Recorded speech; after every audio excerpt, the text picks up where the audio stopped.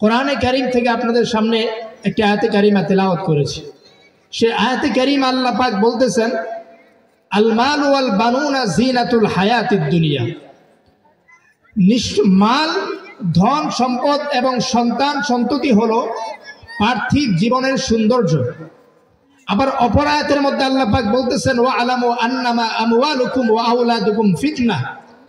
এই মাল, ধন সম্পদ, সন্তান সন্ততি হলো দুনিয়ার মধ্যে মানুষের জন্য পরীক্ষার বস্তু।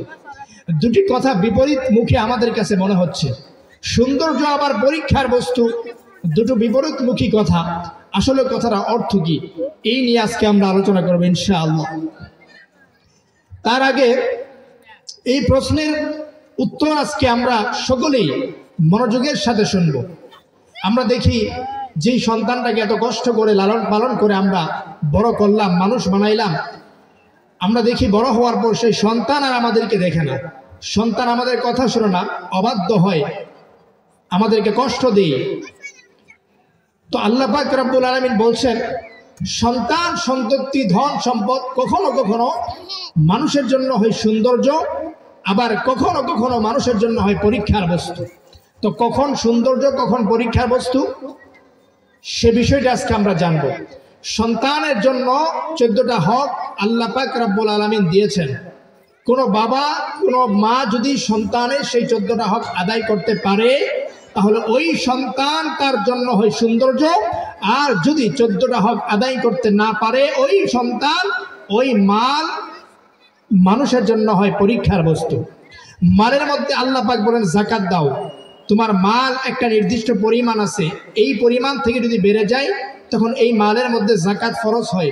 ওয়াফি আমওয়ালিহিম হাক্কুল লিসসাইলি ওয়াল মাহরুম। মালের মধ্যে অনেকের হক থাকে, সেই হকগুলো যদি কেউ আদায় না করে, ওই মাল, ওই ধন সম্পদ তার জন্য দুনিয়াতে পরীক্ষার বস্তু হয়ে ওঠে।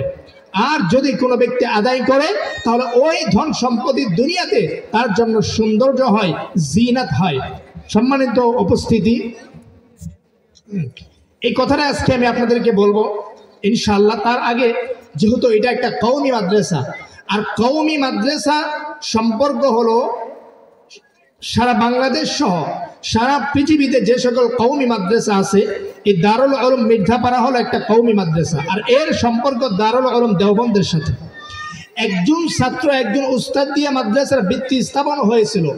আজকে সারা বিশ্বব্যাপী দারুল উলুম দেওবন্দের সুনাম সুখ্যাতি ছড়িয়ে গিয়েছে, বড় বড় আলেম সেখান থেকে পয়দা হচ্ছে। আর আমাদের এই দারুল উলুম মির্জাপাড়াও সেম কয়েকজন ছাত্র আর একজন শিক্ষক নিয়ে ভিত্তি স্থাপন হয়েছিল। আজকে আলহামদুলিল্লাহ অনেক ছাত্র হয়ে গিয়েছে, এলেম পিপাসু ছাত্ররা এসে এখান থেকে এলেমের পিপাসা নিয়ে যাচ্ছে। এটা সত্যি আমাদের জন্য অত্যন্ত গর্বের বিষয়। তো সম্মানিত উপস্থিতি, আমি প্রথমে আপনাদেরকে একটা তারানায় দারুল উলুম দেওবন্দ শোনাবো, যেহেতু এই মাদ্রাসাগুলোর সম্পর্কে দারুল উলুম দেওবন্দের সাথে। তারানায় দারুল উলুম দেওবন্দ শোনানোর আগে একটা কথা বলবো। অনেকেই বলে যে এই দারুল উলুম মির্জাপাড়াতে আর কি পড়ানো হয়, কি আর পড়ানো হয়, এই যেখানে শিক্ষা দেওয়া হয় এটার কোনো সার্টিফিকেট নাই, কিচ্ছু নাই, সরকারি কোনো চাকরি বাকরি কিচ্ছু এই সার্টিফিকেট দিয়ে হবে না, তো এখানে পড়িয়ে সন্তানটাকে লাভটা কি? এই প্রশ্নের জবাব আমি দিচ্ছি। আসলেও আমাদের সার্টিফিকেট দুনিয়ার দরকার নাই, কি বলেন? আমাদের সার্টিফিকেট তো আল্লাহ পাক নিজেই দিয়ে দিয়েছেন।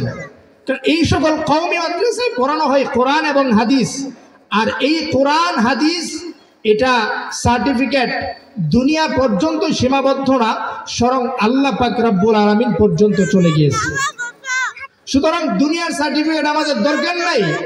দুনিয়ার সার্টিফিকেট তো চক্ষু বন্ধ হলেই শেষ হয়ে যায়, তার আর কোনো দাম থাকে না। কিন্তু আমাদের এই মাদ্রাসায় যে শিক্ষা দেওয়া হয়, সেই বিষয়বস্তুর দাম, সেটার পাওয়ার শুধু দুনিয়া পর্যন্ত সীমাবদ্ধ না, একদম আসমান পর্যন্ত চলে গিয়েছে। কেন? কারণ আমাদের এই মাদ্রাসায় পড়ানো হয় কোরআন হাদিস। উস্তাদ যারা আছেন কোরআন হাদিস, তারা এই কোরআন হাদিসের শিক্ষা গ্রহণ করেছেন তাদের উস্তাদদের থেকে। এভাবে যেতে যেতে সাহাবায়ে কেরাম, তো সাহাবায়ে কেরাম শিখছেন কার কাছ থেকে? স্বয়ং রাসূল আরবি সাল্লাল্লাহু আলাইহি সাল্লামের কাছ থেকে। তিনি শিখছেন কার কাছ থেকে? তিনি জিবরাইলের মাধ্যমে স্বয়ং আল্লাহ পাক রব্বুল আলামিনের কাছ থেকে শিখছেন। সুতরাং যতই ঠাট্টা বিদ্রুপ আমাদের কিনে অনেকেই করে, আমাদের এতে কিছু আসা যায় না, কারণ আমরা জানি আমরা হক পন্থায় হক পথের উপর আছে, ঠিক কিনা বলেন। তো তারা দারুল উলুম দেওবন্দ শোনাবো, সেই দারুল উলুম দেওবন্দের স্মৃতি স্মরণ করার জন্যই, যাকে কেন্দ্র করে আজকে আমাদের এই দারুল উলুম মির্ধাপাড়া। আল্লাহ পাকে এই মাদ্রাসাকে কবুল করুন, সকলে বলেন আমিন। इल्म व हुनर का गहवारा तरीकाओं से पारा है, हर फूल एक शोला है, हर सलवा मीनारा है। इल्म व हुनर का गहवारा तरीकाओं से पारा है, हर फूल एक शोला है, हर सरवा मीनारा है। खुद साकी कौसर ने राखी मैं खाने की बुनियाद इहा, खुद साकी कौसर ने राखी मैं खाने की बुनियाद इहा, तारीख मुरत्तब करती है, तारीख मुरत्तब करती है, दीवाने को रुदाद इहाए। इल्म व हुनर का गहवारा तरीकाओं से पारा है, हर फूल एक शोला है, हर सलवा मीनारा है। আল্লাহু আকবার বলেন। তারা না দারুল উলুম দেওবন্দ শুনলাম, সম্মানিত উপস্থিতি। এবার আসুন বিষয়বস্তুর উপর আলোচনা আসছি। সম্মানিত উপস্থিতি, আয়াতে কারিমা তেলাওয়াত করেছি আপনাদের সামনে যে এই দুনিয়ার ধন সম্পদ, সন্তান সন্ততি কখনো পিতামাতার জন্য, মানুষের জন্য হয় জিনা, সৌন্দর্যের কারণ। আবার এই সন্তান সন্ততি, ধন সম্পদ দুনিয়ার মধ্যে কখনো পরীক্ষার বস্তু হয়। সম্মানিত মুসলিয়ানে কেরাম, আজকে আপনাদের সামনে ক্লিয়ার করব কখন দুনিয়ার সন্তান সন্ততি, ধন সম্পদ আমাদের জন্য পরীক্ষার বস্তু হয়ে যায়, আবার কখন আমাদের জন্য জিনাত, সৌন্দর্য হয়। সন্তানের জন্য 12টি হক আছে, জন্মের পরে 12টা আর জন্মের পূর্বে 2টা, মোট 14টা হক আছে। কোনো বাবা যদি, কোনো মা যদি সন্তানের এই 14টা হক আদায় করে, ওই সন্তান বাবা মার জন্য হয় জিনা, আর যদি আদায় না করে তাহলে হয় পরীক্ষার বস্তু, পরীক্ষার বস্তু হয়ে যায়। আমাদের কাছে অনেক বাবা মা নালিশ করে যে হুজুর সন্তান কথা শুনে না, যদি বলে এদিক দিয়ে যায় সে এদিক দিয়ে যায়, কথা শুনে না, লাস্ট বয়স আমাদেরকে কষ্ট দেই। আমি তখন তাদেরকে বলে দিই, সন্তানের হক তো আপনারা আদায় করে নাই। আল্লাহ নবীর কাছে একজন এসে বলতেছে, ইয়া রাসূলুল্লাহ, সন্তান তো কথা শুনে না, সন্তান কথা শুনে না। আল্লাহ নবী বলেন, যাও তোমার সন্তানকে নিয়ে আসো। সাহাবী এবার যে সন্তানকে ডেকে নিয়ে আসলো, আল্লাহ নবীর সামনে নিয়ে আসলো। আল্লাহ নবী জিজ্ঞেস করলো, সন্তান বাবার কথা কেন শোনো না? সন্তান জবাব দিয়ে, রাসূলুল্লাহ, বাবার 1 নাম্বার হক আমার উপর ছিল, আমাকে একটা ভালো মা উপহার দেওয়া দেয় নাই। 2 নাম্বার হক ছিল আমার সুন্দর একজন নাম রাখা, এটাও রাখা নাই। তো বাবা যেহেতু আমার হক আদায় করে নাই, আমি বাবার হক কিভাবে আদায় করব? এজন্য সন্তানের হক আমরা অভিযোগ করি, সন্তান কথা শোনে না। আমরা মনে করি আমরা যদি সন্তানের হকগুলো আদায় করি, অবশ্যই সন্তান আমাদের কথা শুনবে না, শুধু পিতামাতার যথাযথ মর্যাদা সন্তান করতে বাধ্য। আল্লাহর কোরআন সাক্ষী। আমরা জানি ওই সেই ঘটনা আমরা শুনেছি মিডিয়ার মাধ্যমে, ফেসবুকের মাধ্যমে, ইউটিউবের মাধ্যমে। পুলিশ অফিসারের মেয়ে ছিল, এই ঐশীর বাবা ঐশীর জন্য কি না করেছে, কত দুর্নীতি করে টাকা ঐশীকে দিয়েছে, কত জনগণের টাকা মেরে ঐশীর মুখে হাসি ফোটানোর জন্য কত টাকা জনগণে মারছে, ঠিক কিনা বলেন? কিন্তু কি হলো, যে ঐশীর জন্য বাবা এত জনগণের টাকা মেরে ঐশীর মুখে হাসি ফোটানোর জন্য এত কিছু করলো, কিন্তু না, লাস্ট বয়সে তাকে ঐশীর হাতে তাকে খুন হতে হলো। কেন? কারণ বাবা সব কিছু করেছে, সন্তানের হক আদায় করে নাই। এই জন্য সন্তান তো সুসন্তান হয় নাই, কুসন্তান হয়েছে, তার হাতেই তাকে খুন হতে হয়েছে। ছোট মানুষ ঐশী, 14-15 বছর বয়স মেয়েটার। তো পুলিশে ধরে জেলে নিয়ে জেলখানায় আবদ্ধ করলো। জিজ্ঞেস করা হলো তোমার বাবাকে কেন খুন করেছো? ঐশী বলে ভালো কাজই করছি খুন করে, আমাকে টাকা দেই নাই কেন। নাউজুবিল্লাহ বলেন না, টাকা দেইনি কেন, এই জন্য খুন করেছি। জেলখানার লোকেরা ভাবলো ছোট মানুষ, তাকে কিছু ধর্মীয় শিক্ষা দেওয়া হোক, তাকে পিতামাতার হকগুলো তাকে জানানো হোক। তো শিক্ষা দেওয়ার হলো তাকে ধর্মীয় শিক্ষা, পিতামাতার হক তাকে জানানো হলো। জানানোর পর একদিন জিজ্ঞেস করলো জেলখানার লোকেরা তোমার বাবার অবস্থাটা কি? ঐশী এই বাবার কথা তার স্মরণ করতে দেরি হলো, চোখ দিয়ে পানি পড়তে আর দেরি হয় নাই, কারণ এতক্ষণ পর্যন্ত সে ধর্মীয় শিক্ষা পায় নাই। পিতামাতার কি হক সেটা সে জানতো না, কিন্তু যখন জানলো তখন বাবার প্রতি সত্যিকার মহাব্বত তার ভিতর জন্মে গেছে। ঠিক কিনা বলেন? আজকেও সেম কাহিনী আমাদের মুসলিম সমাজের মধ্যে হচ্ছে। একটা কথা ক্লিয়ার মনে রাখবেন, যদি আমরা আজকের এই আলোচনার সন্তানের প্রতি পিতামাতার কি কর্তব্য, কি দায়িত্ব, এগুলো শোনার পরে যদি আমরা এগুলোকে পালন করতে পারি, অন্তত যা কিছু না হোক বৃদ্ধ বয়সে আমাদের কোনো বাবা মাকে বৃদ্ধাশ্রমে যেতে হবে না। আমাদের গ্রাম এলাকা দিয়ে তো নাই, শহর এলাকা দিয়ে বোঝা যায়। যখন বৃদ্ধ হয়ে যায় বাবা মা, ওকে আর ঘরে রাখে না, বৃদ্ধাশ্রমে দিয়ে আসে। কেন? এর জন্য বাবা মা নিজেই দায়ী। সন্তানকে সব কিছু করেছে, কত শিক্ষা দীক্ষা দিয়েছে, কিন্তু সন্তানের হক আদায় করতে পারে নাই। 1 নম্বর সন্তানের হক। জন্মের আগে 2টা হক সন্তানের জন্য। 1 নম্বর, সন্তান আপনার কাছে 1 নম্বর যে হকটা পায়, 1 নম্বর হক পায় সন্তান আপনার কাছে একটা ভালো মা পায়। একটা ভালো মা সন্তানকে আপনি উপহার দিবেন, সন্তান এটা আপনার কাছে প্রাপ্য। যারা বাবা মা রয়েছেন কানগুলো খুলে ভালো করে শুনে রাখুন। আর যে সকল যুবক ভাইরা রয়েছেন এখনো বিয়ে শাদী করেন নাই, সামনে করবেন, ভালো করে মনে রাখুন, সন্তান 1 নাম্বার আপনার কাছে পায় যে জিনিসটা, সেটা হলো ভালো একটা মা সন্তান আপনার কাছে চাই, এটা সন্তানের প্রাপ্য অধিকার।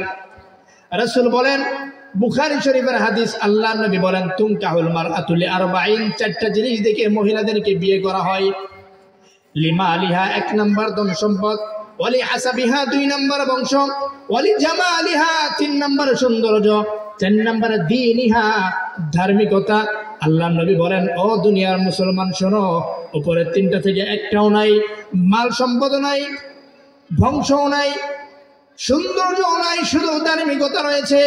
আল্লাহ নবী বলেন, ও দুনিয়ার মানুষ, ফাসফির বিজাতিদ দ্বীন, যদি শুধু ধার্মিকতা থাকে আর কিছু দেখার প্রয়োজন নাই, ধার্মিকতা দেখে যখন তুমি মেয়েটাকে বিয়ে করে নিবে, আল্লাহ পাক রব্বুল আলামিন ঘরের ভিতরে শান্তি দিয়ে দিবে। ঠিক কিনা বলেন?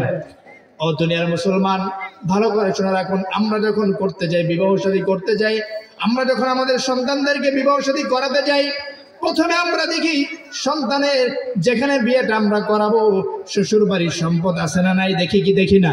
কথা বলেন, আর জোরে বলেন না, দেখি কি দেখি না? আমরা দেখি শ্বশুর বাড়ির সম্পদ আছে কিনা। 1 নাম্বার মাল দেখি।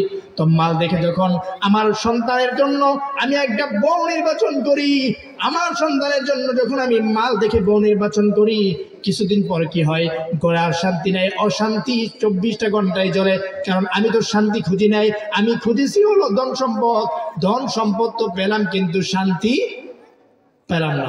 2 নাম্বার, অনেকেই যখন বিয়ে করতে যায় দেখে মেয়েটা সুন্দর কিনা, শুধু সুন্দর দেখে আর কিছু দেখে না। তো সুন্দর দেখে যখন যুবকেরা বিয়ে করে নিয়ে আসে, কিছুদিন পর দেখা যায় সুন্দর দেখেই তো বিয়ে করছে, আর তো কিছু দেখে নাই। এই ঘর আর এই বউ আর ঘরে নাই, দেখে যে ঘর থেকে অন্য জায়গায় চলে গেছে। ঠিক কিনা বলেন? কারণ সে তো শুধু বাহ্যিক সৌন্দর্য দেখেছে, আর তো কিছু দেখে নাই। তার তো শুধু বাহ্যিক সৌন্দর্য দেখা প্রয়োজন ছিল না। বাহ্যিক ডেকোরেশন দেখেছে অনেক সুন্দর, বাহ্যিক ডেকোরেশন তার সুন্দর, কিন্তু ভিতরটা তো সুন্দর না, ভিতরটা চরিত্রহীন। এজন্যই পরবর্তী দেখে যায় বউ আর ঘরে খুঁজে পাওয়া যায় না। আছে না নাই? কথা বলেন, কথা বলেন, আছে না নাই? হযরত ওমর ইবনে খাত্তাব রাদিয়াল্লাহু তাআলা আনহু মুসলিম শাসক ছিলেন। সারা দিনের বেলা প্রশাসনের দায়িত্ব পালন করত, আর রাত্রিবেলা যখন হয়ে যেত, হযরত ওমর রাদিয়াল্লাহু তাআলা আনহু মুসলমানদের ঘরের কাছে কাছে ঘরে যে খোঁজ খবর নিত, কোন প্রজা এখনো না খেয়ে আছে, কোন প্রজা না খেয়ে ঘুমিয়ে গিয়েছে, কার ঘরের ভিতরে অভাব আছে। হযরত ওমর মুসলিম শাসক, তিনি একজন প্রধানমন্ত্রী, প্রেসিডেন্ট, তিনি প্রজাদের ঘরে ঘরে যে রাত্রেবেলা খোঁজ খবর নিত, কোন প্রজা না খেয়ে আছে, কোন প্রজা না খেয়ে আছে, অভাব অনটন চলতেছে। আর আমাদের শাসকরা ঘরে যে খোঁজ খবর নেই। কি বলেন? আমাদের শাসকরাও ঘরে যে খোঁজ খবর নেই, তবে তারা খোঁজ খবর নেই পুলিশ পাঠিয়ে খোঁজ খবর নেই। পুলিশ পাঠায় খোঁজ খবর নিয়ে কি করে ওখান থেকে ধরে নিয়ে আসে। এই বাচ্চারা কথা বলো নাই, তারা পুলিশ পাঠিয়ে খোঁজ খবর নিয়ে ধরে নিয়ে আসে, পরে মামলা টামলা দিয়া যেখানে কথা ছিল দেওয়ার সেখান থেকে আরো কিছু উসুল করে নিয়ে আসে। ঠিক কিনা বলে? খলিফাতুল মুসলিমিন হযরত ওমর রাত্রিবেলা প্রজাদের ঘরের ভিতরে যায় খোঁজ খবর নিতেছে, কোন প্রজা না খেয়ে আছে, কোন প্রজা না ঘুমিয়ে আছে, না খেয়ে ঘুমিয়ে পড়েছে। একটা ঘরের ভিতরে হযরত ওমর গেল, পাশে যেয়ে দেখে মা আর মেয়ে দুইজন ঘরের ভিতরে, আর কেউ নাই। মেয়েকে মা বলতেছে, ও মেয়ে, আজকে দুধ কম দহন হয়েছে, অল্প দুধ বাজারে নিয়ে বিক্রি করলে বেশি টাকা বিক্রি করতে পারবো না, এক কাজ করো, দুধের মধ্যে একটু পানি মিশিয়ে দাও, দুধ বেড়ে যাবে, বেশি টাকা বিক্রি করতে পারবো। মেয়ে ডাক দিয়ে বলে, মাকে, ও মা, তুমি জানো না কার শাসন চলতেছে? ওমর ইবনে খাত্তাবের শাসন চলতেছে। যদি ওমর ইবনে খাত্তাব জানে, আমাদের তো উপায় নাই, আমাদেরকে ধরে জেলাবদ্ধ করবে, শাস্তির আওতায় আমাদেরকে দাঁড় করাবে। মা এবার মেয়েকে ডাক দিয়ে বলে, ও মেয়ে, তুমি ব্যাক কল, ওমর তো আছে শাসন রাজপ্রাসাদে বসে আছে, এখানে ওমর আসবে কোথা থেকে? সুতরাং এখানে ওমর নাই, পানি মিশাও, কোনো সমস্যা নাই, ওমর দেখবে না। মেয়ে এবার ডাক দিয়ে বলে, মা, ওমর এখানে নাই কথা ঠিক, ওমর এখানে নাই এই কথা ঠিক, কিন্তু ওমরের আল্লাহ তো এখানে আছে না নাই? আরো জোরে বলেন। ওমরের আল্লাহ এখানে উপস্থিত আছে, সুতরাং দুধের মধ্যে যদি পানি মিশায় ওমর দেখবে না ঠিক, দুনিয়াতে শাস্তির সম্মুখীন হব না ঠিক, কিন্তু আল্লাহর আদালতে কাঠগড়াই তো দাঁড়াতে হবে। ঠিক কিনা বলেন? যদি এই চিন্তা ভাবনা আমাদের থাকে, তাহলে কি আর আমরা কোনো দুর্নীতি করবো? বলেন, আরো জোরে বলেন না, কোনো দুর্নীতি করবো? কাঁচা বাজার যা আমরা বাজারে নিয়ে বিক্রি করি, ওখানে কি ভেজাল ঢুকাবো? কথা বলেন। টমেটো কাঁচা, এটা ওখান থেকে ক্ষেত থেকে তুলে আনে, ওই কি বলে ওটাকে, ভিটামিন দিয়ে পাকিয়ে বাজারে নিয়ে কি আর বিক্রি করব? যাদের কাছে বিক্রি করব তারা তো দেখবে না, কিন্তু দেখছে কে? আরো জোরে বলেন না, কে দেখছে? আল্লাহ। একটা হযরত ওমর চলে গেল, রাত্রিবেলা কিছুই বললো না, সিংহাসনে যেয়ে বসলো। হযরত ওমরের ছেলে আব্দুল্লাহ ইবনে ওমর, পরের দিন হযরত ওমর আব্দুল্লাহ ইবনে ওমরের জন্য ওই মেয়েটাকে বিয়ের প্রস্তাব দিয়ে দিল। সুবহানাল্লাহ। ওমর কি দেখছে? ধার্মিকতা দেখছে। আল্লাহর নবী হাদিসের মধ্যে বলেন, মুসলিম শরীফের হাদিস, আদ-দুনিয়া কুল্লুহা মাতা, এই পুরো দুনিয়াটা হলো একটা সম্পদ, আর এই পুরো দুনিয়ার মধ্যে ও খায়রু মাতা'আদ দুনিয়া, এই পুরো দুনিয়ার মধ্যে সবচেয়ে উত্তম সম্পদ হলো আল মারআতুস সালিহা, নেককার মহিলা। তাহলে এক নম্বর হোক সন্তান, আপনার কাছে এক নম্বরে যে জিনিসটা পাই সেটা হলো ভালো একটা মা সন্তান আপনার কাছে পাই। এটা সন্তান আপনার কাছে প্রাপ্য, সন্তানের অধিকার, এটা সন্তানের অধিকার। ভালো একটা মা সন্তান আপনার কাছে পাই। যদি এই অধিকার সন্তানের আপনি আদায় না করুন, তাহলে সন্তানের একটা অধিকার আপনি আদায় করলেন না। 2 নাম্বার, এবার ভালো একটা মা সন্তানকে উপহার দিলেন। 2 নাম্বার। তো উপহার দেওয়ার পর 2 নাম্বার হক হলো স্বামী স্ত্রী পবিত্র সম্পর্ক করার সময় একটা দোয়া পড়তে হয়। আপনারা বলবেন, হুজুর দোয়া কোত্থেকে পড়ব? নামাজই তো আমরা পড়ি না। কি বলেন? নামাজ পড়বো তো দূরের কথা, হুজুর ভুলে শুনে যদি কোনোদিন পশ্চিম দিকে একটা উষ্ঠা কোনো সময় যদি পড়ে যায়, তো 3 বার আল্লাহর কাছে দোয়া চাই, আর জীবনে এই কাজ করবো না, পশ্চিম দিকে উষ্ঠা অন্তত দিব না। কি বলেন? সন্তানের 2 নম্বর হক হলো স্বামী স্ত্রী পবিত্র সম্পর্কের সময় দোয়া পড়া। আবু দাউদ শরীফের হাদিসের মধ্যে আসছে, আল্লাহর নবী বলেন, قال رسول الله صلى الله عليه وسلم, আল্লাহর নবী বলেন, লাউ আন্না আহাদাকুম ইযা আতা আহলাহু, তোমাদের কেউ যখন তার স্ত্রীর কাছে যখন যাবে, আহলিয়ার কাছে যখন যাবে, তখন দোয়া পড়বে। কি দোয়া? বিসমিল্লাহি আল্লাহুম্মা জান্নিবিনাশ শাইতান, এ আল্লাহ আমাদের মধ্য থেকে যে শয়তান আছে, শয়তানকে আল্লাহ তুমি দূরে সরিয়ে দাও। ওয়াজান্নিবিশ শাইতানা মা রাযাকতানা, ইয়া মাওলাই কারীম, আমাদের এই সম্পর্কের মাধ্যমে যেই সন্তানটাকে তুমি আমাদেরকে দিবে, এই সন্তান থেকেও শয়তানকে তুমি দূরে রাখো। আল্লাহর নবী বলেন, ফাকাদা বাইনাহুমা ফাকাদা বাইনাহুমা ওয়ালাদুন, এরপরে এই সম্পর্ক কায়েম করার মাধ্যমে তারপর দুনিয়াতে যে সন্তানরা আসবে, আল্লাহর নবী বলতেছেন লা ইয়াদুররুহু শাইতানুন আও শাইউন, শয়তান অথবা কোনো বস্তু ওই সন্তানকে কোনো ক্ষতি করতে পারবে না। আমরা তো দোয়া ভুলেও করি না। তো সম্মানিত উপস্থিতি, 1 নম্বর সন্তান হক হলো আপনার কাছে সন্তান 1 নম্বরে পাই, 1 নম্বরে আপনার কাছে সন্তান পাই, সন্তানের অধিকার ভালো একজন মা সন্তানকে উপহার দেওয়া। 2 নম্বর সন্তান আপনার কাছে পায় স্বামী স্ত্রী পবিত্র সম্পর্ক যখন কায়েম করবে তখন আল্লাহর সম্পর্ক কায়েম করার সময় দোয়া পড়বে। এবার জন্মের পূর্বে এই 2টা হক সন্তান আপনার কাছে পাই। তো এখন সন্তান আবার দুনিয়াতে আসলো, জন্ম হলো, তো জন্ম হওয়ার পর সন্তান 1 নম্বরে যে হকটা পায় সেটা হলো ডান কানে আজান, বাম কানে ইকামত। বলেন না, ডান কানে আজান, বাম কানে ইকামত। আজান ইকামত আমরা দিব কোত্থেকে? আমাদের সন্তানরা তো এখন মডার্ন যুগ, এখনকার সন্তান তো আর বাড়ি ঘর হয় না, সব হয় হসপিটাল আর ক্লিনিকে, ঠিক কিনা বলেন? এখন আজান দেওয়ার পরিবেশটাই তো নাই। সন্তান হওয়ার 2 দিন পর সন্তান হাতে আসে, তো আজান দিব কোত্থেকে? আজান উঠে পড়েছে, সন্তানের হক, এটা অধিকার সন্তানের। আমাদের সন্তানগুলো এখন ক্লিনিকে হয়, এখন নর্মাল সন্তান এখন নাই, ডেলিভারি সব সিজারে হয়। এটা আমাদের তাকওয়া কমতির কারণেই হয়। কারণ কি, আগেকার মহিলাদেরকে আমি দেখেছি, সন্তান পেটে আসার পর যদি কেউ জিজ্ঞেস করতো সন্তান কি পেটে, এটা ছেলে না মেয়ে, মহিলা জবাব দিত আল্লাহু আলাম, আল্লাহ ভালো জানে, ঠিক কিনা বলেন? সন্তান দুনিয়াতে আসবে কবে, মহিলা জবাব দিত আল্লাহ ভালো জানেন।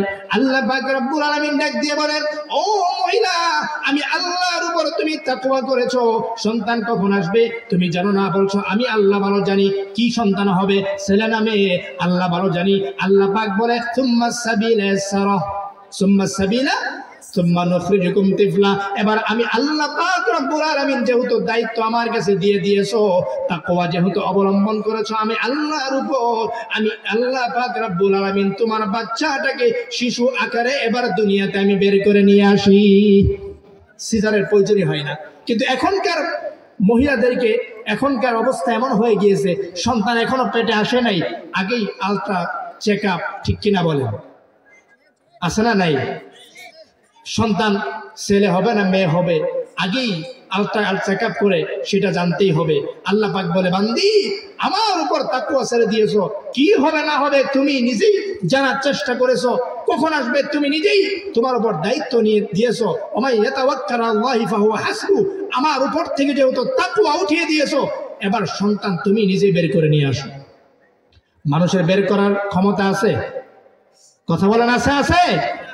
মানুষের তো বের করার ক্ষমতা নাই, এবার কি করবে? এবার সিজারে পেট কেটে সন্তান বের করতে হয়, ঠিক কিনা বলেন? আজকেও যদি মহিলারা, আজকেও সমাজ যদি সে আল্লাহর উপর তাকওয়া করতে পারে, ওমাই ইয়াতাওয়াক্কাল আলাল্লাহ ফাহুয়া হাসবু, আজকের সমাজও যদি আল্লাহর উপর তাকওয়া অবলম্বন করে, আল্লাহ পাক রব্বুল আলামিন সিজার নামক গজব আবার সমাজ থেকে উঠিয়ে নিবে, ঠিক কিনা বলেন?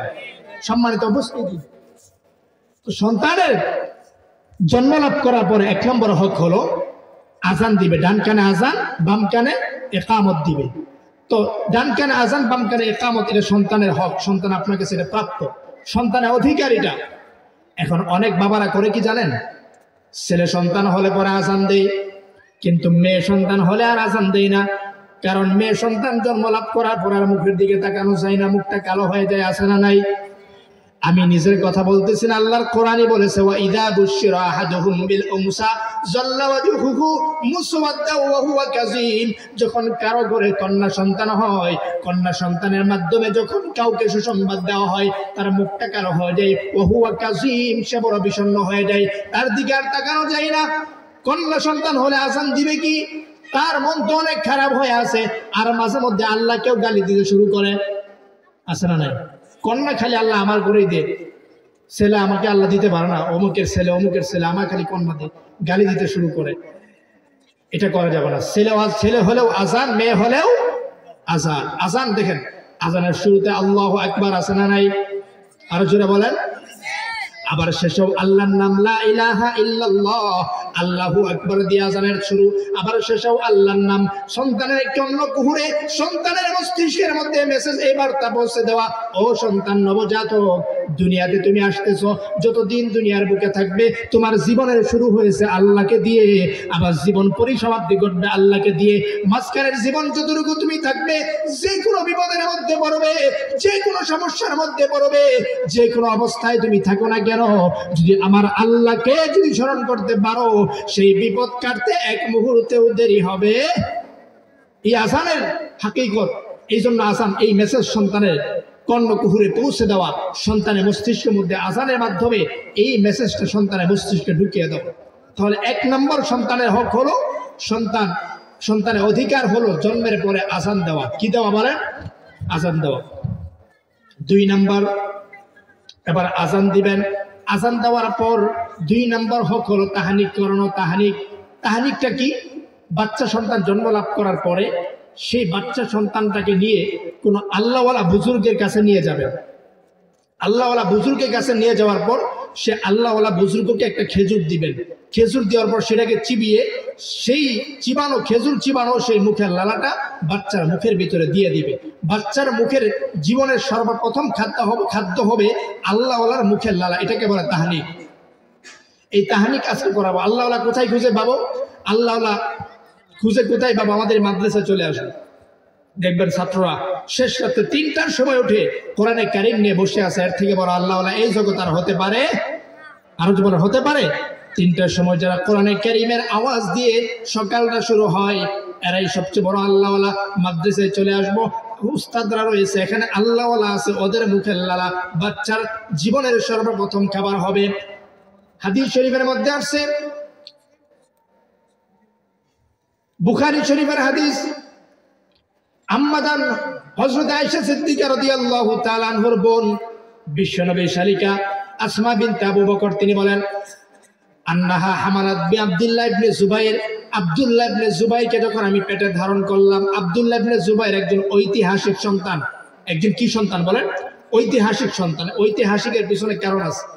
মুসলমানরা যখন মদিনায় গেল, মুসলমানদের কোনো সন্তান হচ্ছে না।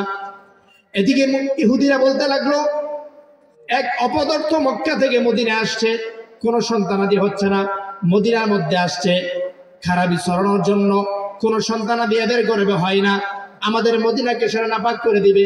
তো অনেকদিন অপেক্ষার পর সর্বপ্রথম সন্তান মদিনায় মুসলমানরা হিজরত করার পর সর্বপ্রথম যে সন্তানরা মদিনায় মুসলমানদের মধ্য থেকে হয়েছে তার নাম হলো আব্দুল্লাহ ইবনে জুবায়ের।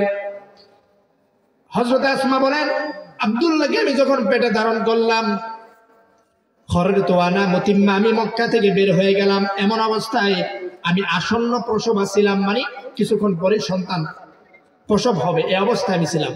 আমি মক্কা থেকে বের হলাম, আতাইতুল মাদিনা, মদিনায় আসলাম। মদিনায় আমি আসলাম।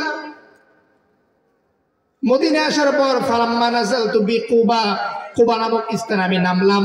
ওয়ালাদতুহু বিকুবা, কুবা নামক স্থানে নেমে সেখানে আমি আব্দুল্লাহকে প্রসব করলাম। তারপর আতাইতু বিহিন নবী সাল্লাল্লাহু আলাইহি ওয়াসাল্লাম, তারপর আব্দুল্লাহকে নিয়ে আল্লাহর নবীর কাছে আমি চলে গেলাম। আল্লাহর নবীর কাছে গেলাম। আল্লাহর নবীর কাছে যাওয়ার পর ওয়াসাতুহু আলা হাদরিহি, আল্লাহর নবীর কুলের মধ্যে আব্দুল্লাহকে দিয়ে দিলাম। আল্লাহর নবী ফাদআ বিতামারিন, খেজুর নিলেন। খেজুর নেওয়ার পর ফামাদাগহা, সেই খেজুরটা তিনি চিবালেন। সুম্মা তাফালা ফিহি, তারপর আব্দুল্লাহর মুখের ভিতরে সর্বপ্রথম যেই খাবারটা আব্দুল্লাহর মুখের ভিতরে গেল, ফাকানা আউয়াল শাইইন দাখালা ফি জাওফি আব্দুল্লাহি মিন রাসূলিল্লাহি সাল্লাল্লাহু আলাইহি ওয়াসাল্লাম, আব্দুল্লাহর পেটের ভিতরে সর্বপ্রথম যে খাবারটা গিয়েছে দুনিয়ার কোনো খাবার না, সেটা হলো আল্লাহর নবীর মুখের লালা, সর্বপ্রথম আব্দুল্লাহর পেটের ভিতরে গিয়েছে। তাহলে তাহনিকের হাদিস এখান থেকে পেলাম। বুখারী শরীফের আরেক হাদিসের মধ্যে আসছে, আবু মুসা আশআরী রাদিয়াল্লাহু তাআলা আনহু থেকে বর্ণিত, তিনি বলেন, ওয়ালিদালি ওয়ালাদুন, মদিনায় যাওয়ার পর আমার একজন সন্তান হলো। সেই সন্তানটাকে নিয়ে আল্লাহর নবীর কাছে আমি গেলাম। আল্লাহর নবীর কাছে যাওয়ার পর তিনি তাহনিক করালেন, সাম্মাহু ইব্রাহিম, তাহনিক করানোর পর সন্তানের নাম রেখে দিলেন ইব্রাহিম। তাহলে আমরা বুঝতে পারলাম সন্তান জন্ম লাভ করার পর 1 নম্বর হক হলো ডান কানে আযান, বাম কানে ইকামত। 2 নম্বর হক হলো তাহনিক করানো। 3 নম্বর হক সন্তান, 3 নম্বর হক হলো সন্তানের জন্য বরকতের দোয়া করা। বরকতের দোয়া হয়, এটা উঠে গেছে। কারণ দোয়া কিভাবে করবেন, আমাদের গ্রাম এলাকাতে এখনো অনেকটা কম আছে। শহর এলাকা দিয়ে দেখা যায় সন্তান জন্ম লাভ করার পর আনন্দে আনন্দ উদযাপন করার জন্য বাজারে চলে যায়, ডেকোরেটর দোকানে যেয়ে বলে বক্স যেগুলো আছে আজকে 3 দিন যাবৎ সবগুলো ভাড়া আমার বাড়িতে, 3 দিন যাবৎ ধুমধাম আয়োজন চলবে, নর্তকী শিল্পী গায়িকা নিয়ে এসে আনন্দ উল্লাস গান যত আছে অশ্লীলতা সব চলবে। বরকতের দোয়া করার সময়টা কোথায়, ঠিক কিনা বলেন?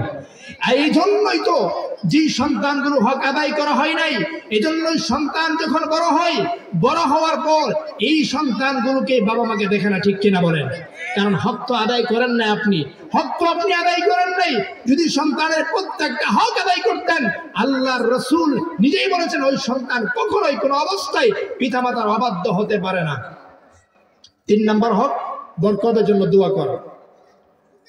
আবু দাউদ শরীফের হাদিসের মধ্যে আসছে, আনা আয়েশা সিদ্দিকা রাদিয়াল্লাহু তাআলা আনহা قالت, আম্মা জান হযরত আয়েশা সিদ্দিকা রাদিয়াল্লাহু তাআলা আনহা থেকে বর্ণিত, তিনি বলেন, কানা রাসূলুল্লাহ সাল্লাল্লাহু আলাইহি ওয়াসাল্লাম ইউতা বিসসিবিয়ান, আল্লাহর নবীর কাছে কোন নবজাতক যখন মদিনায় জন্মলাভ করত, আল্লাহর নবীর কাছে তাকে নিয়ে যাওয়া হতো।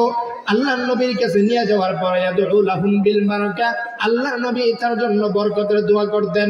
প্রসিদ্ধ আলেম আবু আইয়ুব সুখতিয়ানী রাহমাতুল্লাহি আলাইহি তিনি বলেন, তিনার থেকে বর্ণিত, তিনার কাছে যখন কোন নবজাতককে নিয়ে যাওয়া হতো, তিনি দোয়া করতেন, আল্লাহুম্মা জাআলাহুল্লাহু মুবারাকান আলাইকা ওয়া আলা উম্মতি মুহাম্মাদিন সাল্লাল্লাহু আলাইহি ওয়াসাল্লাম, ওগো আল্লাহ এই সন্তানকে তোমার উপর এবং সমস্ত উম্মতি মুহাম্মাদের উপর যেন মুবারকমান বরকতময় করে দেন, দোয়া করতেন। তাহলে 3 নম্বর আমরা পেলাম সন্তানের যে হকটা, সেটা হলো বরকতের জন্য দোয়া করা সন্তানের 3 নম্বর হক। 4 নম্বর হক, 7ম দিন 4টা হক, সন্তানের 3টা হক। 7ম দিন 3 কাজ। 1 নম্বর হলো আকিকা করা সন্তানের পক্ষ থেকে, 2 নম্বর সন্তানের নাম রাখা, 3 নম্বর নাম রাখার পর সন্তানের মাথা মুন্ডন করে মাথা যে পরিমাণ চুল হবে, চুলের ওজন পরিমাণ স্বর্ণরূপ আল্লাহর কাছে সদকা করা। 3 কাজ। আকিকা কাকে বলে? নাসাই শরীফের হাদিস, ক্বালা রাসূলুল্লাহ সাল্লাল্লাহু আলাইহি ওয়াসাল্লাম, আল্লাহর নবী বলেন, আল আকিকাতু তুযবাহু ইয়াওমা সাবিহি, আকিকা হলো প্রত্যেক নবজাতক আল আকিকাতু কুল্লু গোলামিন রহিমিন বিল আকিকা, প্রত্যেক নবজাতক আকিকার সাথে আবদ্ধ থাকে। আকিকাটা কি? তুযবাহু আনহু ইয়াওমা সাবিহি, সন্তানের পক্ষ থেকে, নবজাতকের পক্ষ থেকে 7ম দিন পশু জবাই করা। 1 নম্বর কাজ পশু জবাই করা। ওয়াতু হলাকু রাসুহু, মাথা মুন্ডন করে দেওয়া 2 নম্বর। 3 নম্বর ওয়াতু সাম্মা, তারপর নাম রাখা। তিরমিজি শরীফের হাদিসে আসছে, আল্লাহর নবী বলতেছে ফাতেমাকে, ইয়া ফাতিমা তু, হে ফাতেমা, ইহলিকি রাস হাসানিন, হাসানের মাথা মুন্ডন করে দাও, মাথার ভিতরে যে চুল আছে মুন্ডন করে দাও। ওয়া তাসাদদাকি বিজিনাতি শারি ফিদ্দাতান, মাথা মুন্ডন করার পর মাথার থেকে যে চুল হবে ওই চুলের ওজন পরিমাণ স্বর্ণ রূপা আল্লাহর রাস্তায় সদকা করে দাও। তাহলে আমরা পেলাম সদকা করার কথাও পেলাম। এখন বলবেন হুজুর 7ম দিন আকিকা করা সুন্নত, 7ম দিন আকিকা করার সামর্থ্য আমার নাই, তো এখন আমি কি করব? 7ম দিন আকিকা করার সামর্থ্য যদি না থাকে অন্য কোনো দিন করা যাবে কিনা? আল্লাহর নবীর হাদিস, জামিউস সগীর কিতাবের হাদিস, ক্বালা রাসূলুল্লাহ সাল্লাল্লাহু আলাইহি ওয়াসাল্লাম, আল্লাহর নবী বলেন, আল আকিকাতু তুযবাহু লিসাবিন, আকিকা হলো 7ম দিন জবাই করা, পশু জবাই করা, সন্তানের পক্ষ থেকে পশু জবাই করা আকিকা। 7ম দিন সন্তানের পক্ষ থেকে পশু জবাই করা। আউলিয়া আরবাতে আশারা, কোন ব্যক্তি 7ম দিন জবাই করতে পারল না, সমর্থন নাই, তাহলে কি করবে? এবার 14তম দিন জবাই করবে। কোন ব্যক্তির 14তম দিনই সমর্থন নাই, এবার কি করবে? আউলি 21, 21তম দিন জবাই করবে। 21তম দিন সন্তানের পক্ষ থেকে আকিকা করিয়ে দিবে। এটারও সমর্থন নাই, তাহলে বলা হয়েছে জীবনের যে কোনো সময় যদি সম্ভব হয় এটা করে দেওয়া। এখন আকিকা কি দিয়ে করবেন প্রশ্ন করেছে। হাফসা বিনতে আব্দুর রহমানের কাছে সাহাবারা যে বলতেছে, ও হাফসা বিনতে আব্দুর রহমান, আকিকা আমরা কি দিয়ে আকিকা করব? সন্তানে আকিকা কি দিয়ে করব? হাফসা বিনতে আব্দুর রহমান জবাব দেয়, আনিল গুলামি শাতানে মুকাফিয়াতানে, সন্তান যদি ছেলে সন্তান হয় তাহলে তার পক্ষ থেকে 2টা বকরি দিয়ে আকিকা করবে। ওয়ানিল জারিয়াতি, আর যদি কন্যা সন্তান হয় কন্যা সন্তানের পক্ষ থেকে 1টা বকরি, বিশাতিন 1 বকরি দিয়ে আকিকা করবে। এখন কোন ব্যক্তি বলল, হুজুর আকিকা তো 2 বকরি দিয়ে করব, ছেলে সন্তান হইলে আমার ছেলে সন্তান হয়েছে কিন্তু 2 বকরি দেওয়ার সামর্থ্য আমার নাই, এখন কি করব?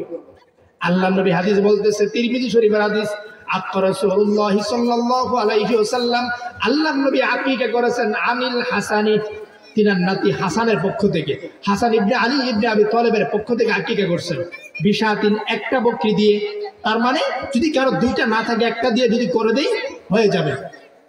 এখন প্রশ্ন, হুজুর আকীকা কি দিয়ে করব? সবাই প্রশ্ন করে, সার না গাই, সার দিব না গাই দিব, খাসি দিব না ছাগি দিব, কোনটা দিয়ে করব? এই প্রশ্নের জবাবে আল্লাহ নবী বলেন, উম্মে কুরসুফ, উম্মে কুরসুফ, উম্মে কুরসুফ। আল্লাহ নবী কাছে জিজ্ঞেস করলেন, ইয়া রাসূলুল্লাহ আকীকা আমরা কি দিয়ে করব? গাই হবে না সার হবে, ছাগি হবে না খাসি হবে? আল্লাহ নবী জবাব দিলেন, লা ইয়াদুররুকুম যুকরানান কুন্না ওয়া ইনাসান, না না কোনো সমস্যা নাই, সে গাই হোক অথবা সার হোক, বকরি হোক অথবা ছাগল হোক অথবা খাসি হোক অথবা ছাগি হোক, কোনো সমস্যা নাই, আকীকা হয়ে যাবে। অনেকে আমরা মনে করি বকরি দিয়ে আকীকা হলে আকীকা হবে না, খাসি দিতে হবে। না, খাসি না, ছাগল দিলেই হবে। পশু দুইটা, ছাগল বা বকরি, খাসি হলে দুইটা, আর যদি গরু হয় তাহলে এক অংশ দিলে হয়ে যাবে। তো আকীকা 4 নম্বর হক হলো আকীকা, সন্তানের 4 নম্বর হক আকীকা। এবার 5 নম্বর হক, সন্তানের 5 নম্বর হক হলো ভালো একটা নাম রাখা।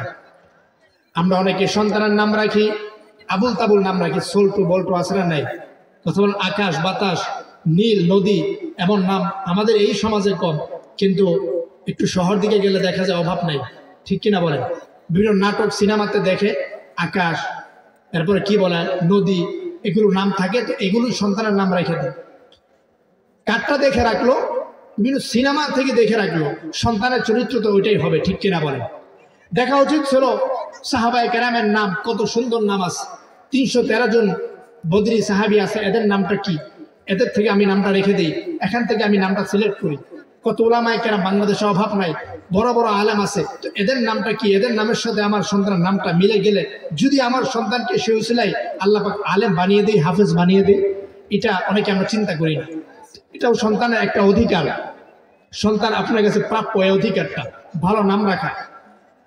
বাইহাকি শরীফের হাদিস, আর ইবনে আব্বাস রাদিয়াল্লাহু তাআলা আনহুমা قال قال رسول الله صلى الله عليه وسلم, ইবনে আব্বাস রাদিয়াল্লাহু তাআলা আনহুমা থেকে বর্ণিত, তিনি বলেন রাসূলকে, ইয়া রাসূলুল্লাহ ক্বাদ আলিমনা হাক্কাল ওয়ালিদ, পিতার হক তো আমরা জানি, ফামা হাক্কুল ওয়ালাদ, পিতার হক জানি, এবার সন্তানের হক কি বলুন? পিতার হক আমরা জানি, পিতামাতার হক জানি, সন্তানের হকটা কি বলেন? আল্লাহ নবী বলেন, সন্তানের হক হলো আইয়ুহসিনা ইসমান, 1 নম্বর সুন্দর নাম রাখা, আবুল টাবুল বল্টু সল্টু নাম না রাখা, আকাশ বাতাস নীল, এই বাতাস নদী নদী এগুলো নাম না রাখা, এমন নাম রাখা যেটা অর্থ আছে, যে নামটা সাহাবায়ে কেরামের নামের সাথে মিলে যায়, অর্থবহ ভালো ভালো নাম রাখা। 2 নম্বর আইয়ুহসিনা আদাবান, আদম শিষ্টাচার শিক্ষা দেওয়া। তাহলে 5 নম্বর সন্তানের হক হলো সন্তানকে ভালো নাম রাখা। 6 নম্বর সন্তানের 6 নম্বর হক হলো সন্তানকে তারবিয়ত শিক্ষা দেওয়া। তারবিয়ত বুঝেন তো? শিষ্টাচার আদব কায়দা শিক্ষা দেওয়া, কার সাথে কিভাবে কথা বলতে হবে, কেমনে চলতে হবে, সন্তানকে শিষ্টাচার শিক্ষা দেওয়া। সবচাইতে উত্তম শিষ্টাচার হলো নামাজের শিক্ষা। কি শিক্ষা? নামাজের শিক্ষা। সন্তানের বয়স যখন 7 বছর হবে, আল্লাহর নবী বলেন, মুরু আওলাদাকুম বিসসালাহ ওয়া হুম আবনাউ 7 সিনিন, সন্তানের বয়স যখন 7 বছর হয়ে যাবে, নামাজের জন্য তাকে আদেশ করো। 7 বছর হলো, নামাজের জন্য আদেশ দাও। নামাজের জন্য আদেশ দিলে 7 বছর ওভার হয়ে 10 বছর যখন পড়বে, ওয়াজরিবুহুম আলাইহা, 10 বছর যখন বয়স হয়ে যাবে, এবার নামাজের জন্য শাসাও, ওয়াজরিবুহুম আলাইহা ওয়া হুম আবনাউ 10 সিনিন, 10 বছর হলে নামাজ জন্য শাসাও। ওয়াদরিবুহুম মানে পিটাও, এমনটা না, ওয়াদরিবুর ব্যাখ্যা হলো শাসাও। যদি সন্তানকে নামাজের জন্য ধমক দিতে হয়, ধমক দিতে হবে। যদি সন্তানকে নামাজের জন্য ধমক যদি দেওয়ার প্রয়োজন হয়, ধমক দিতে হবে।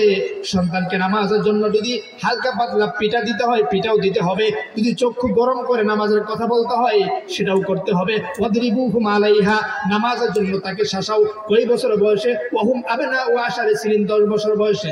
10 বছর যখন হবে, নামাজের তাকিদ দাও, নামাজের আদেশ করো, প্রয়োজনে তাকে শাসন করো, শাসাও নামাজের জন্য। তাহলে 6 নম্বর হক আমরা পেলাম, তারবিয়ত শিক্ষা দেওয়া। আর তারবিয়তের মধ্য থেকে সবচেয়ে উত্তম তারবিয়ত হলো নামাজের শিক্ষা। অনেক বাবা মা মনে করে এই শীতের রাত, প্রচন্ড শীতের রাত, সন্তানটাকে নামাজ জন্য ডাক দিলে স্বাস্থ্য নষ্ট হয়ে যাবে, ঠান্ডা পানি দিয়ে ওযু করবে, অসুস্থ হয়ে যাবে। কি বলেন? আছে না নাই? কথা বলেন। যে বাবা মা মনে করে নামাজের জন্য যদি সন্তানকে ডাক দেওয়ার কারণে স্বাস্থ্য নষ্ট হয়ে যাবে, সন্তান অসুস্থ হয়ে যাবে, এই ভয় করে, ওই সন্তান সুসন্তান হবে না কুসন্তান হবে? আরো জোরে বলেন, সুসন্তান হবে। নামাজের মাধ্যমে সন্তানের ভিতর থেকে যত পাপ পঙ্কিলতা রয়েছে সব কিছু নামাজের মাধ্যমে দূর হতে পারে, ঠিক কিনা বলেন? আল্লাহ কি বলেন? আল্লাহ পাক ইন্নাস সালাতা তানহা আনিল ফাহশাই ওয়াল মুনকার। বান্দা নামাজ, বান্দাকে যত পাপ পঙ্কিলতা আছে, অশ্লীলতা বেহায়াপনা আছে, এই নির্লজ্জতা থেকে নামাজ বান্দাকে হেফাজত করে। কে হেফাজত করে? কথা বলেন কে? নামাজ। এই নামাজের প্রতি যদি আপনি বলেন শেষ রাত্র প্রচন্ড শীত, সন্তানকে যদি নামাজের জন্য ডাক দিয়ে স্বাস্থ্য তো নষ্ট হয়ে যাবে, ডাক দেওয়ার প্রয়োজন নাই, সে ঘুমিয়ে থাক। মনে করবেন সন্তানকে আপনি ঘুম পাড়িয়ে রাখলেন, মানে সন্তানকে আপনি ভালো করলেন না। আর আপনি সন্তানের সামান্য শাস্তি চিন্তা করলেন, সন্তানের আখিরাতটা যে ধ্বংস হয়ে যাচ্ছে, সন্তানদের সুসন্তান হচ্ছে না, কুসন্তান হয়ে যাচ্ছে, খবরও নাই। এজন্য 7 নম্বর হলো, 6 নম্বর তারবিয়ত শিক্ষা দেওয়া। সবচেয়ে উত্তম তারবিয়ত হলো নামাজে শিক্ষা দেওয়া। 6 নম্বর পরে 7 নম্বর সুশিক্ষায় শিক্ষিত বানানো সন্তানকে মূর্খ না বানানো। এমন বাবা মা সন্তানকে পড়াশোনা করায় না, স্কুলে হোক মাদ্রাসা হোক পড়াশোনা করানো, সন্তানকে শিক্ষিত বানানো, সুশিক্ষায় শিক্ষিত করা। সবচেয়ে উত্তম শিক্ষা হলো তাওহীদের শিক্ষা। কি শিক্ষা বলেন? তাওহীদেরই মুর্শিদ আমার, মুহাম্মাদের নাম বলো, মুহাম্মাদের নাম। আল্লাহর নাম জপিলে বুঝতে পারি, আল্লাহরই কালাম বলো, মুহাম্মাদের নাম। 1 নম্বরে তাওহীদ। কি বলেন? সবচেয়ে উত্তম শিক্ষা হলো তাওহীদের শিক্ষা, আল্লাহ পাকের একত্ববাদের শিক্ষা সন্তানকে দেওয়া। কুল হুয়াল্লাহু আহাদ, কুল হুয়াল্লাহু আহাদ। হে নবী আপনি বলে দেন আল্লাহ হচ্ছেন এক। এই একত্ববাদের শিক্ষা সন্তানকে দেওয়া, এটা সর্বোত্তম শিক্ষা। লুকমান হাকিম তার সন্তানকে উপদেশ দিলেন, আল্লাহ পাক রব্বুল আলামিনের কাছে ওই উপদেশ এত পরিমাণ ভালো লাগলো, আল্লাহ পাক রব্বুল আলামিনের উপদেশটা কোরআনে কারীমের মধ্যে তুলে ধরলেন। সূরাতুল লুকমান নামে একটা সূরাই দিলেন। সেই সূরার মধ্যে আল্লাহ পাক রব্বুল আলামিন সন্তানকে, লুকমান হাকিমকে উপদেশ দিয়েছিল, ওটা তুলে ধরলেন। ওয়া ইয ক্বালা লুকমানু লিবনিহি ওয়া হুয়া ইয়াইযুহু ইয়া বুনাইয়া লা তুশরিক বিল্লাহ ইন্নাশ শিরকা লাযুলমুন আযীম। লুকমান হাকিম সন্তানকে উপদেশ দিচ্ছে, ও সন্তান, দুনিয়া থেকে আমি যখন চলে যাব অনেক কিছুই দেখবে, নতুন নতুন দুনিয়াতে আসবে। যা কিছুই তুমি করো না কেন, সব কিছু করো, কোনো সমস্যা নাই। একটা কাজ তুমি করবে না, সেই কাজটা হলো আল্লাহ পাকের সাথে কাউকে কখনো শিরিক করবে। লুকমান হাকিমের উপদেশ আল্লাহ পাকের কাছে এত পছন্দ হলো, এত ভালো লাগলো, আল্লাহ পাক রব্বুল আলামিন সেই উপদেশ কোরআনে কারীমের মধ্যে তুলে ধরলেন। এজন্য দুনিয়ার বাবারা, আমি আপনাদেরকে বলছি, সন্তানের জন্য সুশিক্ষায় শিক্ষিত সন্তানকে বানাবেন। 1 নম্বর শিক্ষা তাওহীদের শিক্ষা, তাওহীদের শিক্ষা দিয়ে ফেললেন। এবার 2 নম্বর শিক্ষা হলো কোরআনে কারীমের শিক্ষা। 2 নম্বর শিক্ষা কি? আওয়াজ করে বলেন, 2 নম্বর শিক্ষা কি? কোরআনে কারীমের শিক্ষা। আমরা সন্তানকে কোরআনে কারীমের শিক্ষা দেই না। বুখারী শরীফের হাদিস আছে, খায়রুকুম মান তাআল্লামাল কুরআনা ওয়া আল্লামা। এই দুনিয়ার মধ্যে সবচেয়ে উত্তম জাতি হলো তারা, শ্রেষ্ঠ মানুষ হলো তারা যারা কোরআনে কারীম শিক্ষা দেয় এবং শিক্ষা গ্রহণ করে এবং শিক্ষা দেয়। কোরআনে কারীমের শিক্ষা 1 নম্বরে, তাওহীদের শিক্ষার পরে কোরআনে কারীম শিক্ষা। জাগতিক শিক্ষা আপনার সন্তানকে আপনি দেন, কোনো সমস্যা নাই, ইসলাম ওটাকে কখনো না বলে না। আপনার সন্তান যখন ইঞ্জিনিয়ার হবে, আপনার সন্তান যখন ডাক্তার হবে, আপনার সন্তান যখন বড় ব্যারিস্টার হবে, উকিল হবে, জজ হবে, জাগতিক শিক্ষা আপনার সন্তান যখন গ্রহণ করবে, ইসলাম ওটাকে কখনো না বলে না, বরং ইসলাম এটাকে গ্রহণ করে নেই। ইসলাম বলে ভালো। হ্যাঁ, মুসলমান যখন ডাক্তার হবে, মুসলমানদেরকে তখন কাফের মুশরিকদের কাছে যেতে হবে না, ঠিক কিনা বলেন? মুসলমান যখন ইঞ্জিনিয়ার থাকবে, মুসলমান বাড়ি করার প্রয়োজন, বাড়ি নির্মাণ করা প্রয়োজন, তো বাড়ি নির্মাণ করার সময় ইহুদি ইঞ্জিনিয়ারের কাছে যেতে হবে না, হিন্দু ইঞ্জিনিয়ারের কাছে যেতে হবে না। এটা ইসলাম বলা। হ্যাঁ, জাগতিক শিক্ষা সন্তানের জন্য প্রয়োজন, তবে কোরআনে কারীমের শিক্ষা বাদ দিয়ে না। কোরআনে কারীমের শিক্ষা 1 নম্বর, তাওহীদের শিক্ষা। কোরআনে কারীমের শিক্ষা দেওয়ার পর আপনার সন্তানকে জাগতিক যত শিক্ষা দেন, ইসলাম কখনো না বলে না। কিন্তু কোরআনে কারীমের শিক্ষা দিয়ে না দিয়ে যদি জাগতিক শিক্ষা দেন, ওই সন্তান ইঞ্জিনিয়ার হবে, ঠিক এমন ইঞ্জিনিয়ার হবে, সরকারি যখন কাজ আসে, রাস্তা যখন প্রয়োজন করতে হয়, সরকারি কোনো কাজ যখন আসে, ব্রিজ কালভার্ট করা প্রয়োজন, সেই সন্তান তখন ইঞ্জিনিয়ার। সেই ইঞ্জিনিয়ার তখন কি করবে? ব্রিজ কালভার্ট করা প্রয়োজন, সেখানে 2 থেকে 3 টন রড দেওয়ার প্রয়োজন, সেখানে 3 টন না দিয়ে 2 টন দিয়ে একটা টাকা মেরে দিয়ে ওই দেশ এবং জনগণের 12টা বাজাবে। আছে না নাই বলেন? কারণ ইঞ্জিনিয়ার তো, কিন্তু কোরআন তো ভিতরে নাই, ইঞ্জিনিয়ার হয়েছে। যে ডাক্তার বানান, কোরআনে কারীম ভিতরে নাই, কোরআনের শিক্ষা দেন নাই, তাওহীদেরও শিক্ষা দেন নাই, ডাক্তার হয়েছে। এখন ওই ডাক্তার কি করবে? রুগী মারা গেছে রুগী, ওই রুগীকে আইসিইউর মধ্যে রাখে, 3 দিন 4 দিন রেখে গরিব প্রতিবেশীদের কাছ থেকে অতিরিক্ত লক্ষ লক্ষ টাকা ডাকাতি করে নিয়ে যায়। ঠিক কিনা বলেন? কারণ কোরআনের ভয় নাই, তাওহীদের শিক্ষা তাকে দেওয়া হয় নাই, কোরআনের শিক্ষা তাকে দেওয়া হয় নাই। যদি কোরআনের শিক্ষা, তাওহীদের শিক্ষা সন্তানকে দেওয়া হতো, সে যত বড় ডাক্তার হোক, যত বড় ইঞ্জিনিয়ার হোক, যত কিছুই হোক না কেন, অন্তত তার মাধ্যমে কোনো দুর্নীতি তার মাধ্যমে হতে পারে না। ঠিক কিনা বলেন? এই জন্য ভাই, দোস্ত, বুজুর্গ, কোরআনে কারীমের শিক্ষা 1 নম্বর চাই। কোরআনে কারীমের শিক্ষা কোথায় পাবেন? আমাদের এই মাদ্রাসা দারুল উলুম মির্জাপাড়া হাজীবাড়ি কবরস্থান মাদ্রাসায় কোরআনে কারীম শেখানো হয়। কি শেখানো হয় বলেন? কোরআনে কারীম শেখানো হয়। এই সকল মাদ্রাসায় কোরআনে কারীম শিক্ষা দিবেন। কোরআনে কারীম শিক্ষা হয়ে গেল, তারপর এবার সন্তানকে যাই শিক্ষা দেন, কোনো সমস্যা নেই। ডোজ দিয়ে দিবেন প্রথমে কোরআনের। ডোজ কি দিবেন? কোরআন দিয়ে ডোজ দেন। তারপর জাগতিক যত শিখান, ইসলাম বলে হ্যাঁ শিখানোর প্রয়োজন আছে। তো 7 নম্বর হক হলো সন্তানকে সুশিক্ষায় শিক্ষিত করা, মূর্খ সন্তানকে না বানানো। 8 নম্বর হক, হাদিস বলছে দুনিয়াতে জীবিত থাকা অবস্থায় কোনো বাবা যদি কোনো সন্তানকে কোনো সম্পত্তি লিখে দিতে চায়, তাহলে হাদিস বলছে সমান সমান দিতে হবে। সমান সমান দাও, বেশি কম দিও না। কেন দিবে না? যদি কোনো কারণে কোনো সন্তানকে দিতে হয়, সেটা কেন দিবেন?